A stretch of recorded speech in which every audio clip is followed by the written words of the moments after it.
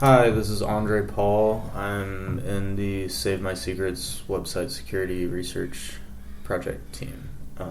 This is my week 9 progress report. This time I figured I would just go through the different PRs that I handled on GitHub just because it's like nicely organized. So this one was to refactor username into basically lifting the state up in the file tree up into all the way to app, basically like the root component of our app. And the reason for doing so was just so that we could pass username as a prop to some of the children components, and so that it's just like set once instead of the way that we were doing it before wasn't like best practice. So I did that here. That's where these changes are. And then let's see if I can find the... Yeah, so this was where there was a mistake. Basically, even though these are explicitly named, we were passing them in the opposite order. And so that became a problem. So then... I opened this PR to just fix that.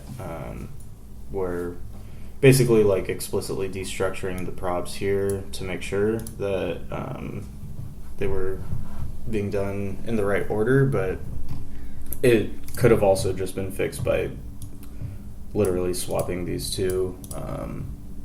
But I just figured being explicit in this way was a better way to handle it. And then so that fixed that issue, and then everything was working again. And then this next ticket that I worked on was salting the passwords, which is basically for each individual password that's made before it's hashed, a salt is created, which is just a random string, and then it is appended or concatenated to the plain text password string that's provided by the user, and then it is then it's hashed. And so we store the salt in the database, and it's only generated that one time when a user registers.